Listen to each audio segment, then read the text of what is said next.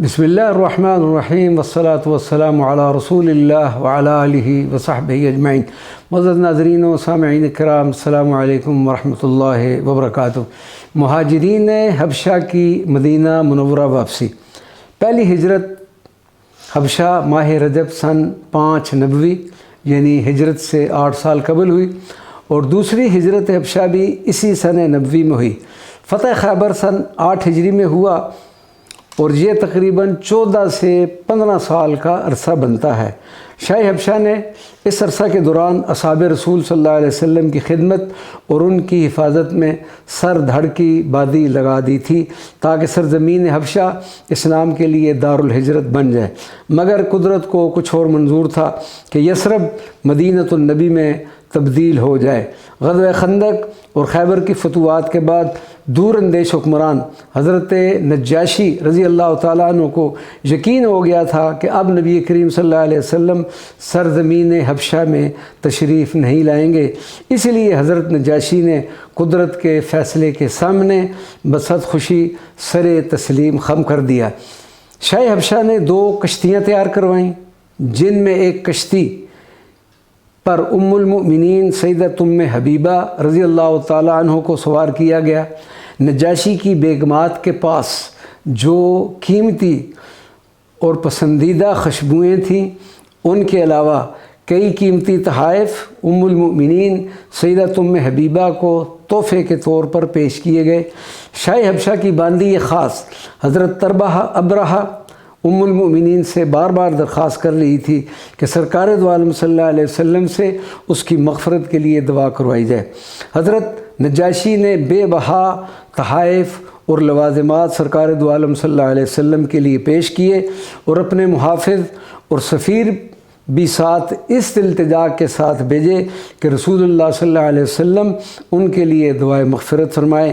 اور جب قافلہ مہاجرین سرزمین طیبہ پہنچا تو حبشی وفد نے حضرت نجاشی کی درخواست پیش کی، جس پر سرکار دو عالم صلی اللہ علیہ وسلم نے فرمایا، اللہم اغفر ان نجاشی، اے اللہ تو نجاشی کی مغفرت فرما دینا۔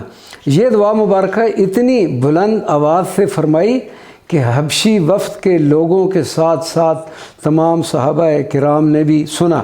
حضرت علامہ سید احمد بن زینی دہلان اپنی مشہور زمانہ تصنیف السیرہ النبویہ میں تحریر فرماتے ہیں کہ خیبر کی فتح کے بعد حضرت جعفر بن ابی طالب اور دیگر مہاجرین حبشہ واپس مدینہ منورہ پہنچے۔ سرکار دو عالم صلی اللہ علیہ وسلم نے حضرت جعفر کا استقبال کیا، پیشانی پر بوسہ دیا، پھر معانقہ کیا۔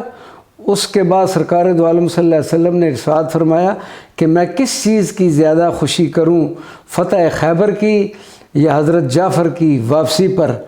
اس خوشی کے موقع پر رسول اللہ صلی اللہ علیہ وسلم نے حضرت جعفر سے فرمایا کہ تم خلق اور خلق میں میرے مشابہ ہو۔ اس سعادت مندی پر حضرت جعفر طیار پر ایک کیفیت طاری ہوگی اور آپ رقص کرنے لگ پڑے۔ حضرت جعفر رقص کرنے لگ پڑے اور آپ صلی اللہ علیہ وسلم نے ان کے رقص کا انکار نہ فرمایا۔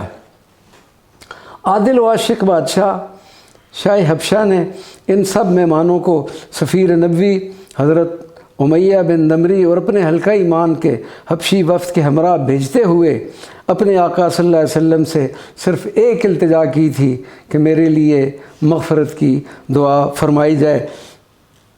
چنانچہ سرکار مدینہ صلی اللہ علیہ وسلم نے اس موقع پر اپنے جانثار بادشاہ عادل و فقیر کے لیے اپنے صحابہ کرام اور حبشی اہل ایمان کے وفد اور مجمع عام کو گواہ بناتے ہوئے بلند آواز سے آپ نے فرمایا تھا، اللہم اغفر لنجاشی، اے میرے اللہ نجاشی کی مغفرت فرما دینا۔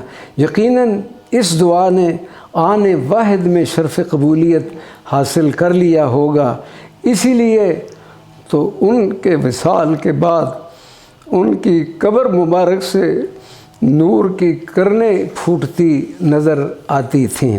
انشاءاللہ عزیز اگلے کلپ میں معرکہ بدر اور شاہ حبشہ کا ایک بار پھر پرکیف تذکرہ کریں گے. وما علینا الا البلاغ.